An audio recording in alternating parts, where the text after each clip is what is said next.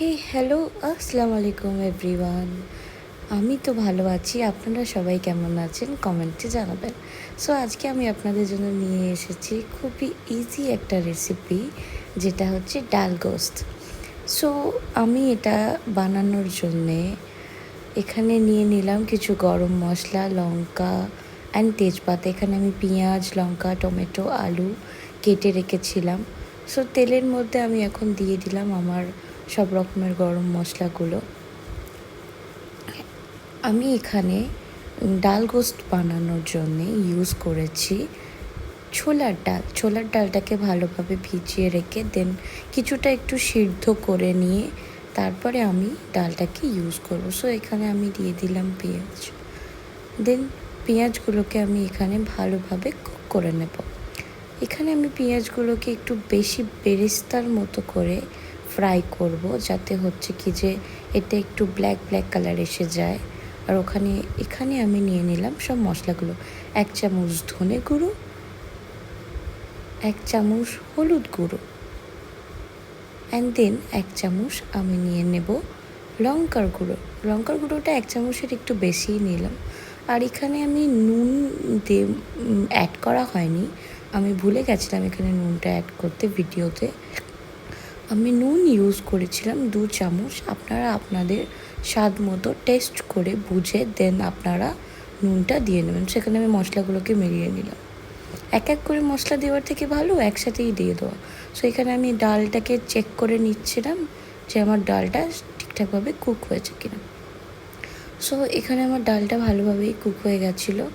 দেন আমি ডালটাকে নামিয়ে একটু শুকনো করার জন্য রেখে দিলাম। এখানে বন্ধুরা আপনারা সবাই দেখতেই পাচ্ছেন যে আমি পেঁয়াজটাকে একটু এখানে বেশিভাবে কুক করে নিয়েছিলাম।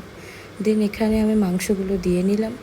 মাংসগুলো দিয়ে নিয়ে এবার আমি এখানে একটু নাড়ানাড়ি করে নিলাম। মাংসগুলোকে ভালোভাবে পেঁয়াজের সাথে মিশিয়ে নিলাম। এখানে আমি মাংসটাকে কিছুক্ষণের জন্য ফ্রাই করতে দিয়ে দিলাম। দেন মাংসটা ফ্রাই হয়ে যাওয়ার পরে কেটে রাখা টমেটো আর কাঁচা লঙ্কা আমি এখানে অ্যাড করে দেব। তারপরে এটাকে ভালোভাবে নাড়াচাড়া করার পর আমি ওখানে দিয়ে দিলাম আদা রসুনটা আমি বেশিরভাগ পেস্ট করেই রাখি সবসময়, বিকজ হচ্ছে কি যে বাচ্চা নিয়ে পুরো সংসারের কাজ বাজ করে দেন হচ্ছে কি যে সব কিছু আবার রেগুলার পেস্ট করা, এটা আমার জন্য অনেক ডিফিকাল্ট।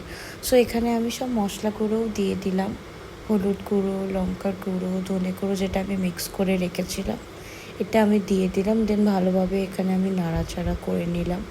1 কাপ জল দিয়ে দিয়েছিলাম তার মধ্যে, যাতে হচ্ছে মশলাগুলো আর কি ভালোভাবে মিশে যায়, তাই জন্য আমি ওখানে 1 কাপ জল দিয়েছিলাম।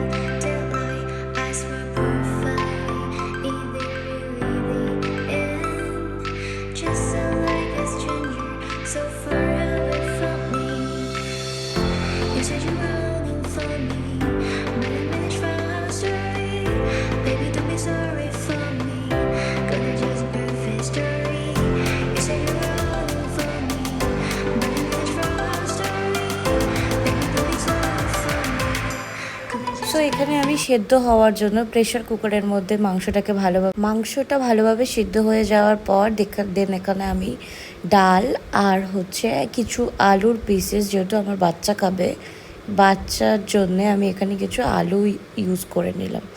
দেন আমি এটাকে ভালোভাবে নাড়াচাড়া করে দেন ফের কিছুক্ষণের জন্যে আমি 8টা সিটি দিয়েছিলাম, যেহেতু আমার মাংসটা গলানোর ছিল আর এতে হাড্ডি ছিল।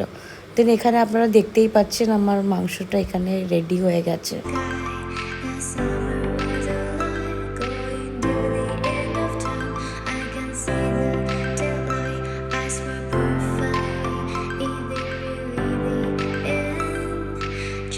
সো এখানে আমি পরিবেশন করে নিলাম আমাদের খাওয়ার জন্যে। ভিডিওটা ভালো লাগলে চ্যানেলটাকে লাইক অ্যান্ড সাবস্ক্রাইব করে দেবেন। দেখা হবে অন্য কোনো ভিডিওতে। টাটা, আসসালামু আলাইকুম সবাইকে, আল্লাহ হাফিজ।